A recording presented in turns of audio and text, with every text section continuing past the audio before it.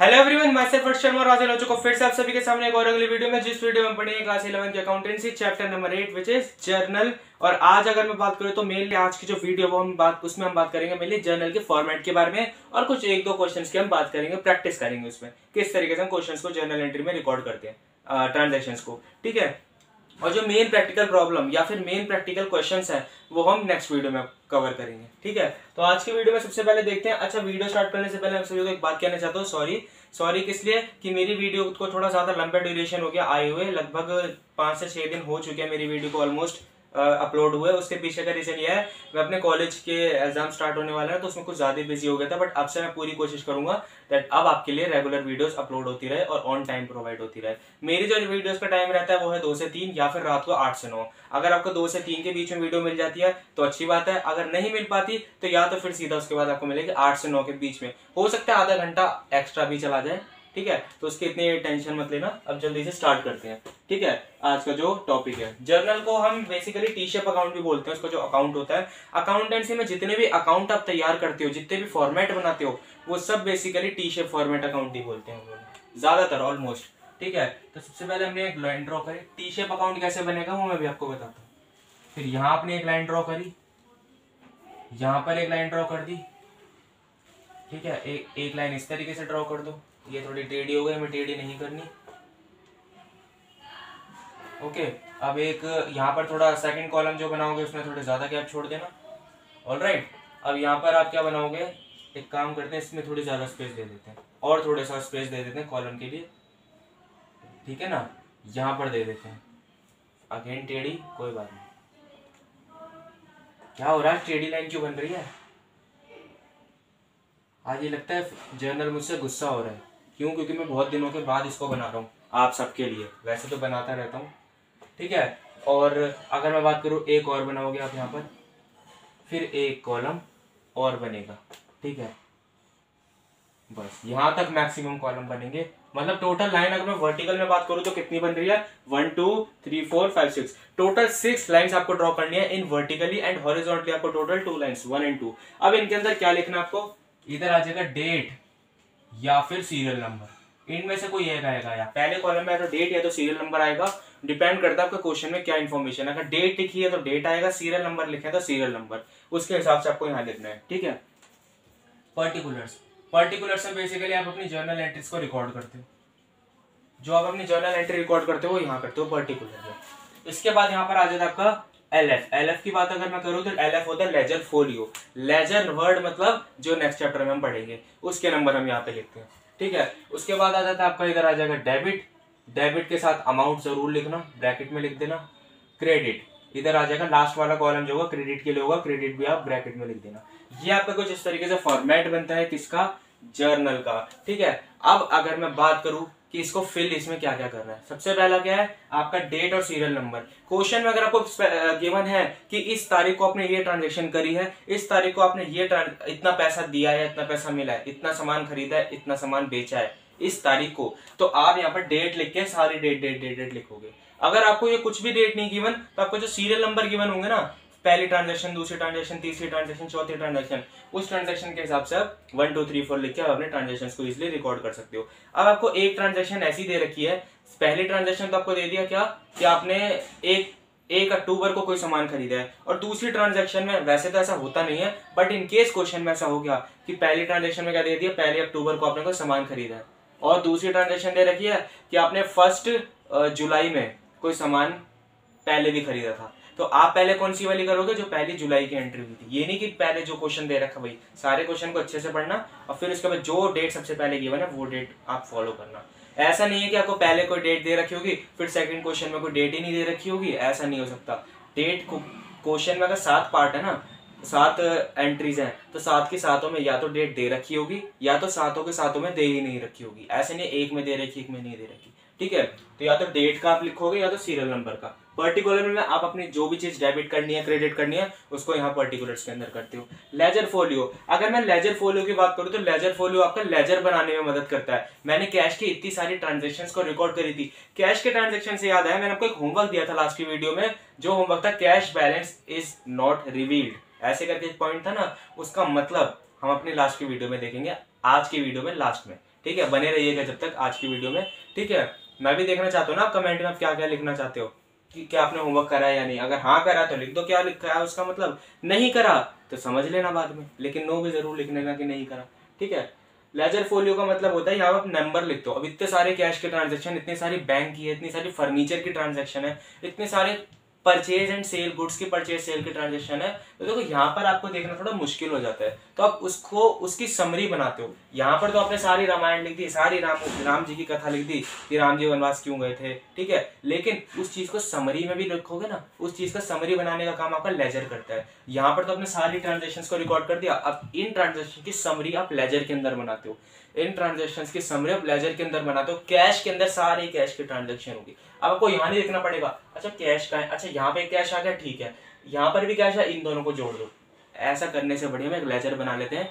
सारी कैश की ट्रांजेक्शन यहाँ रिकॉर्ड करने के बाद वहां चले जाएंगे हम, तो टोटल ट्रांजेक्शन देख लो कितनी है, उसके बाद हिसाब से देख लो कितना अमाउंट बन रहा है, ठीक है।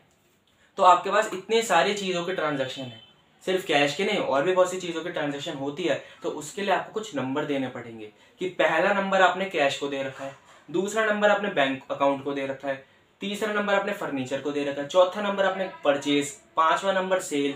ऐसे कर करके जितनी भी चीजों की आपके ट्रांजेक्शन हुई है उन सबको आप एक नंबर दे दो। वो नंबर आपका आएगा यहाँ पर। अगर कैश की ट्रांजेक्शन है तो 1 लिख दो, अगर फर्नीचर की ट्रांजेक्शन है तो जो भी नंबर सपोज आपने 3 दे रखा है तो 3 दे दो। फिर यहाँ का अगर आपने 3 लिखा है ना, इट मीन्स लेजर नंबर 3 है जो कि फर्नीचर का है। यहाँ 3 देने का मतलब है कि आपका लेजर नंबर 3 है जो फर्नीचर नाम से है। देख लो कितने का फर्नीचर आपके पास है, ठीक है।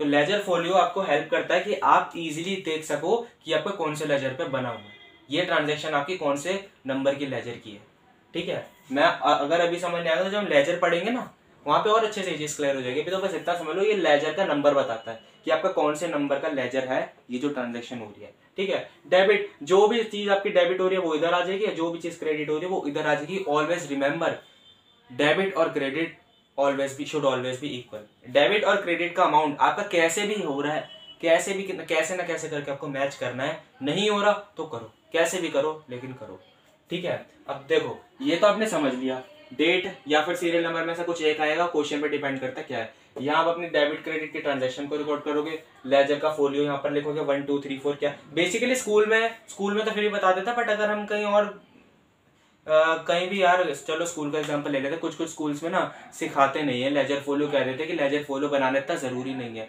फॉर्मेट में दिखाना जरूरी है बट उसके अंदर नंबर लिखना जरूरी नहीं है। क्यों? क्योंकि आपको कह दिया जाता है कि आप डायरेक्ट ऐसी लेजर बना दो, ऐसी डायरेक्ट जर्नल एंट्री बना दो, इसकी जरूरत नहीं है, बट इसकी जरूरत होती है। बार बार कह रहा हूँ होती है, प्रोफेशनल लेवल पर जाएंगे जरूरत पड़ेगी, ठीक है। तो इधर आ जाएगा डेबिट का अमाउंट, इधर आ जाएगा क्रेडिट का अमाउंट। जो अमाउंट यहाँ है वही अमाउंट यहाँ होना चाहिए, इक्वल करना पड़ेगा अगर नहीं, ठीक है। अब सबसे पहले एंट्री हम देखो, यहाँ पर सबसे पहले एंट्री हम देखेंगे क्या कि Ram started business with cash. Ram started business with cash. पता है जब मेरे को पहले बिजनेस पढ़ना नहीं आता था ना, बिजनेस मतलब बिजनेस वर्ड, जब मैं काफी छोटा था, बिजनेस विद कैश पहले एंट्री लिख देता हूँ। रुपीस, कितने रुपीस से? 1 लाख रुपए से। 1 लाख रुपए से आपने अपना बिजनेस स्टार्ट करा, किसने? राम ने, ठीक है। मैं बिजनेस को पहले पता क्या पढ़ता था, जैसे बचपन में सिखाते थे ना वर्ड्स को स्प्लिट कर दो, वर्ड्स को तोड़ के पढ़ो। मैं पहले बिजनेस को पढ़ता था बुजी और नेस, बुजी और नेस, क्या बन गया? बिजनेस, ठीक है। इस तरीके से कुछ कॉमेडी सी करा करता था मैं, हर कोई करता है सिर्फ मैं ही नहीं, ठीक है। तो राम ने बिजनेस स्टार्ट करा है। अब देखो ध्यान से समझना, मैंने बिजनेस स्टार्ट करा है, सपोज मैं राम हूं, मैंने बिजनेस स्टार्ट करा है, तो मैं और कंपनी तो अलग अलग है ना, मैं अपने पर्सनल ट्रांजेक्शन उसमें थोड़ी ना रिकॉर्ड करूंगा। तो कंपनी के पॉइंट ऑफ व्यू से क्या ट्रांजेक्शन बनी ये देखते हैं।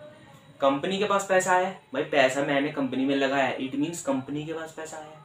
कंपनी के पास पैसा अगर आता है तो क्या होता है? वो एसेट। और जब भी हमारी एसेट बढ़ती है, देखो इस ट्रांजैक्शन के अंदर हर ट्रांजैक्शन के 2 एस्पेक्ट होते हैं, एक डेबिट और एक क्रेडिट। इनमें से कोई एक चीज डेबिट हो रही है, कोई एक चीज क्रेडिट हो रही होगी, और इसी में से किसी ना किसी 2 चीज का इंपैक्ट पड़ रहा है। एक आ गई आपकी कैश और एक आ गई आपकी कैपिटल। एक आ गई कैश, एक आ गई कैपिटल, क्योंकि राम की कैपिटल बन गई। बिजनेस के अंदर कैपिटल भी तो जनरेट हुई है ना। तो कैश अकाउंट एक एसेट होता है, और एसेट जब भी आपकी बढ़ती है तो उसको हम क्या करते हैं? डेबिट। और कैपिटल अकाउंट तो आपका होता ही कैपिटल है, ठीक है। और जब भी हमारी कैपिटल बढ़ती है कंपनी की मेरी कैपिटल बढ़ रही है, इट मीन्स बिजनेस के अंदर मेरी कैपिटल बढ़ रही है। तो जब भी कैपिटल वर्ड बढ़ती है ऑलवेज रिमेंबर उसको हम करते हैं क्रेडिट। इट मीन्स राम ने कोई बिजनेस स्टार्ट करा है तो मैं क्या कर दूंगा, कैश को सबसे पहले डेबिट, यहाँ पे 1 लिख दूंगा। क्यों? क्योंकि डेट मेंशन नहीं है। ठीक है, कैश अकाउंट हो जाएगा मेरा डेबिट, कैश अकाउंट हो गया डेबिट। डेबिट को आप दूर लिखोगे, डॉट डॉट डॉट लिख दो, कैश अकाउंट इधर बिल्कुल मार्जिन से चिपका के लिखोगे और डेबिट आप इधर लिखोगे बिल्कुल right hand side.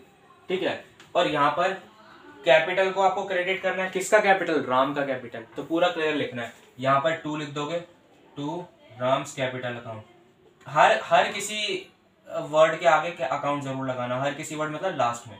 2 Ram's capital account, 2 bank account, 2 furniture account, जो भी चीज आप लिख रहे हो उस वर्ड के आगे अकाउंट वर्ड जरूर लगाना। ठीक है, और ये जो आप क्रेडिट, ये 2 का मतलब क्रेडिट होता है, यहाँ आप क्रेडिट नहीं लिखोगे, ये इसका इस 2 का मतलब ये आपका क्रेडिट होता है। और ये जो 2 है ना, आपको यहाँ से गैप दे के लिखना है, पूरा मार्जिन से चिपका के नहीं लिखना। कैश अकाउंट को मार्जिन से चिपका के लिखना है और यहाँ डेबिट आ जाएगा, और इसको थोड़ा दूर लिखना है 2।